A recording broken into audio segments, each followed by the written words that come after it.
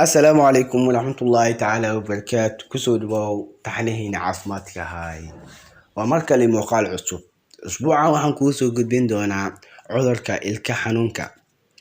Cudurka ilka xanuunka waa cudur wajiyo badan leh waxaana ka mid ah cudurrada leh cilid xanuunka. Sidoo kale cudurrada sababa ilka xanuunka jiradooda inay bukoodaan oo ay infekshan galaan markaasna qofku uu ku yimaado ilka xanuun. Cudurka ugu weyn ee keena ilka xanuunka waa kan sababa in ay ilkuhu dushooda madoobaadaan ama jaalle noqdaan. Inta badan ay Soomaalidu u taqaan suuska ilkaha galo. Waxaa keena suuska marka ay iligu dushiisa saaranto cuntadii waqti dheer, waxaana timaada bakteeriya oo quudata cuntada kadibna sii deysa acid ama aashito.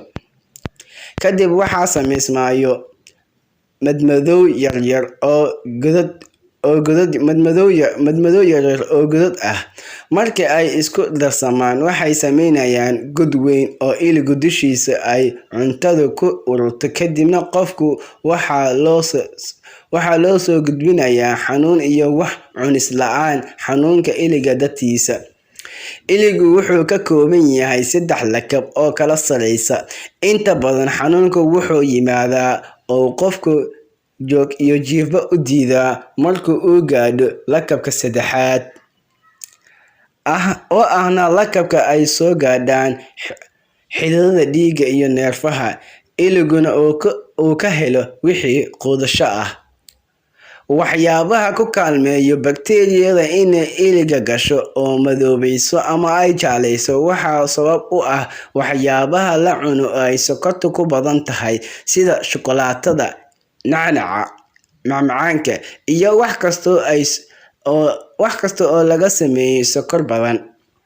Timirtu waxa ay iyaduna ka mid tahay waxyaabaha dhalinaya xanuunka ama keenaya marka uu qofku cuno waxaa buuxsamaya duleelkii iliga dushiisa ahaa ee uu suusku ku samaystay. Markaasna waxay korinaysaa bakteeriyada waxaana qofku soo wajahaya xanuun zaid ah. Sidoo kale waxa iyadana aan meesha ka maqnayn waqtiga uu ku caawinayo bakteeriyada inay iliga gasho oo suusku keento kadibna ay xanuunaan ilkuhu.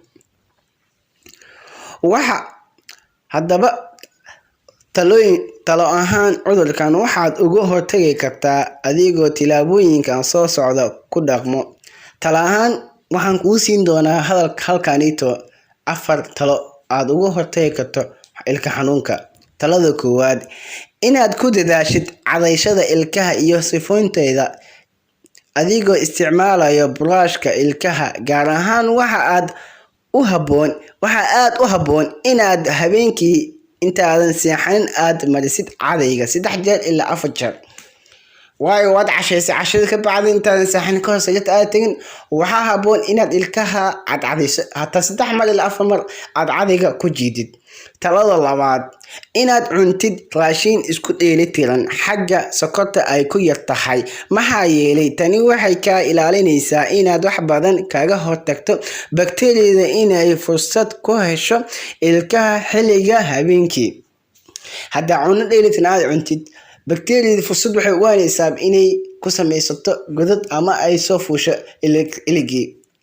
Talada saddexaad, inaad isticmaasho boomaatada maadada fluoride-ka ku badan tahay. Maadadan waxa ay ka caawinaysaa in ilkahaada awood dheeri ah ay siiso. Maadada boomaatada fluoride-ka ku jirto waxay ka caawinaysaa ilkahaaga inay awood dheeri ay siiso. Isku day taladaasna inaad qaadatid. Talada afraad, inaad isticmaasho waxyaabaha ilkaha lagu sifeeyo sida interdental brushes, water picks and mouth washes.